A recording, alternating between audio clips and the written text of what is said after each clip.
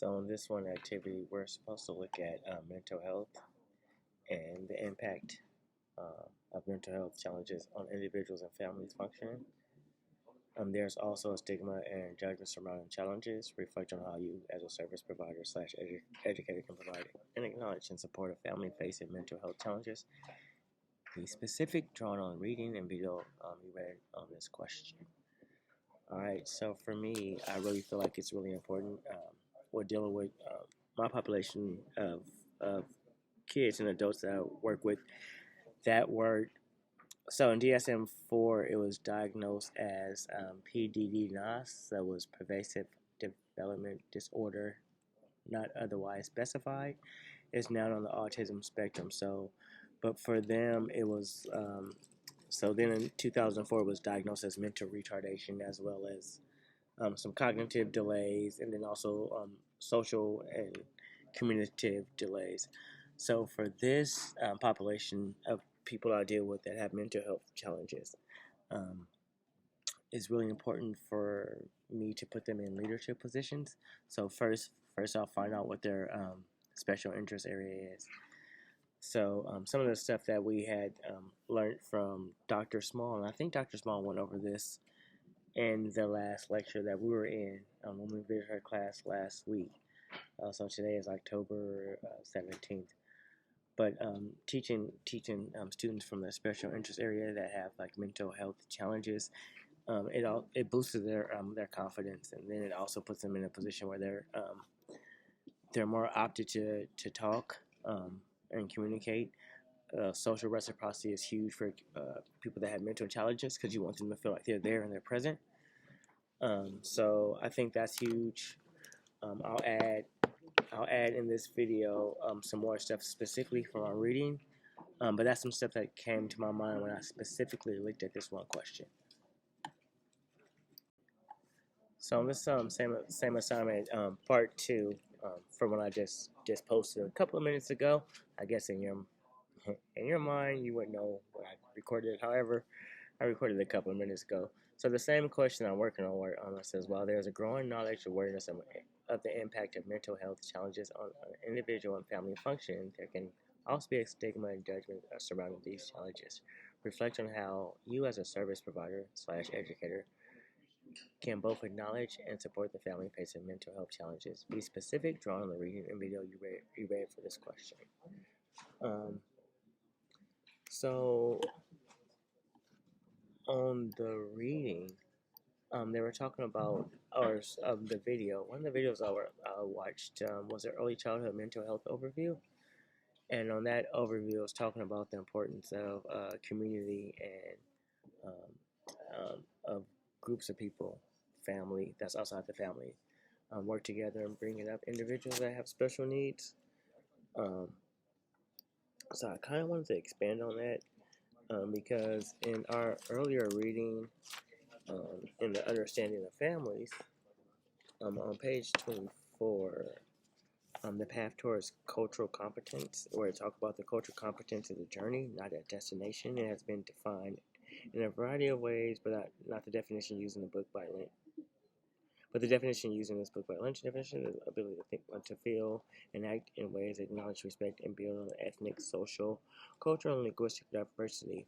So in certain communities, we do certain things that kind of make up the total fabric of American culture. I remember years ago, it used to be called the melting pot.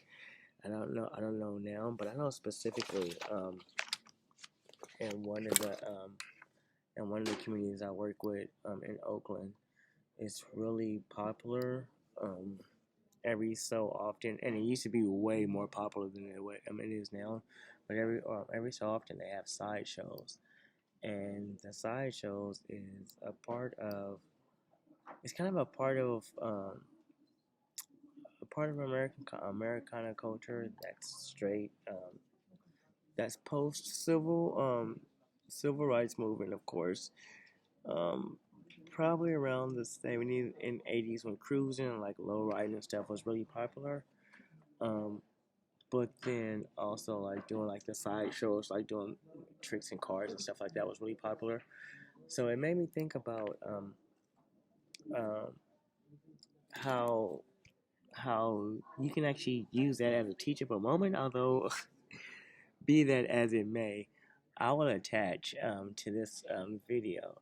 There's one video that is made by a local artist, and the video talks about the actual um, the penal code for driving in a sideshow.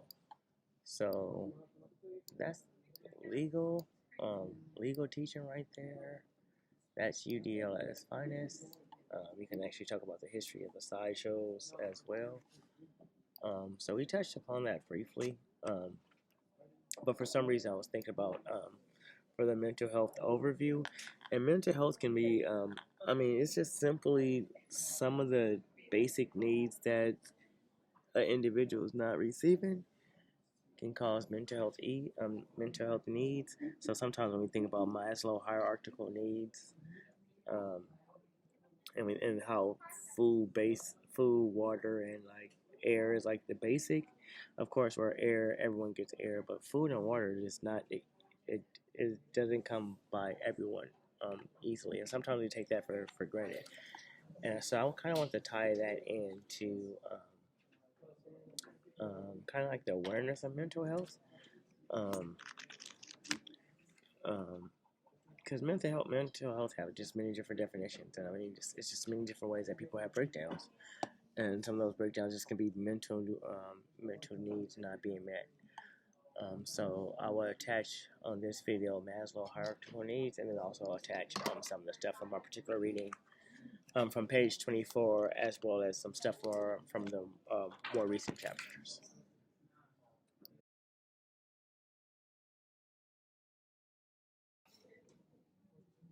So in that Marianne Elderman video that addressed child poverty in America, in this video, it really struck a chord with me because the students that I work with, and then the students that I grew up with, growing up in a community where drugs were rampant, that parents would pick getting high opposed to feeding their kids.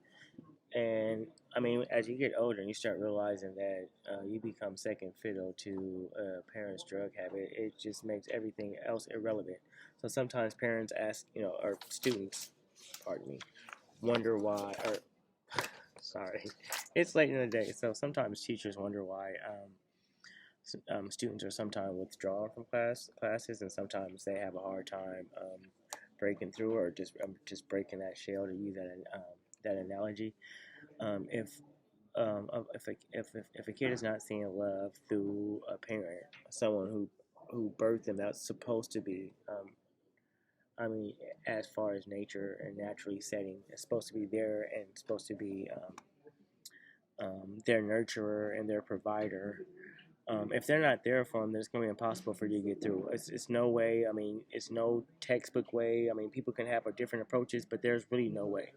Um, if a student is feeling the distance, okay, I can't say there's really no way. The way is consistency.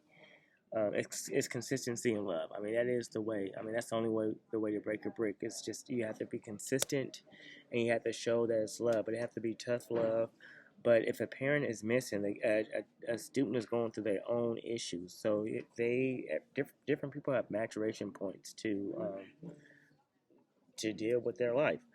So it's hard to put that in context when it comes to teaching. So when I heard this, it just for me it struck a chord. And no matter the different areas I lived in, from Southern California to out here in Northern California. I've been fortunate enough to live all over California, from South Central LA to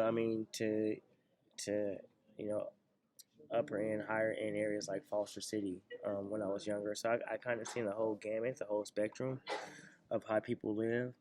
Um, and I also noticed the difference of how the educational thing is set up, educational system is set up. Of course, Proposition 13 hurt the school systems a lot, especially in inner city America, where the property values is not as high as it is in Foster City, for instance. But I digress. But again, to go back on this, it's really hard. So I attached, and I will attach on this video as well, Maslow, and I'll probably show you the Maslow hierarchical needs and its importance. So if you can't get past those first 3 steps of his hierarchical needs, and which is 8 steps of like self-actualization, I think it's like 5 like that are straight, significant for self-esteem. But if you can't get past that, no matter who you are, you're not going to have any self-esteem. You don't have any security. So, unfortunately, a large percentage of the students that are in inner city that are performing, performing below standard, um, especially especially Common Core standards, um, Common Core state standards. A lot of these issues are prevalent. So, I don't think that there's I mean, I hate to say it, like I don't think it's a government thing. I think it's a thing that people and parents who want better for their children will do better. Um, yeah, there are issues that I do understand that different people go through, um, but there's also the will of the parent that I think also prevails. So in the previous video, I spoke briefly about the Maslow hierarchical needs. So the overall goal for Maslow is that self-fulfillment need. Um, so if you can see this really well, but I also attach a actual JPEG of the image. But the basic needs, the psychological needs, the physiological needs: food, water, warmth, um, and rest. Which is huge. So that's the first step. So if a child is going through homelessness, if a mother or father is picking drugs over feeding their kids, then they're not going over that first basic physiological need, which is a basic need. Then the next step after that is the safety needs, like the security and safety, which is really just having a house and having a place that you can lock up and they feel protected. And if you're not having those 2 basic needs, then you can't even get to the belongingness and the love need, the intimate relationship. So it's almost impossible for you like have a relationship or be intimately close with someone who's not having these other needs being met. So as a teacher, and you're teaching someone who is maybe struggling. Homelessness or extreme poverty, as was mentioned in the video, and teaching or working with students that are just going through just going through the system and through poverty and just choices that are made, poor choices that are made by the parents that the kids have to live through, that then play off in school. Like these are just textbook examples. So yeah, this is my chapter or activity portion 1.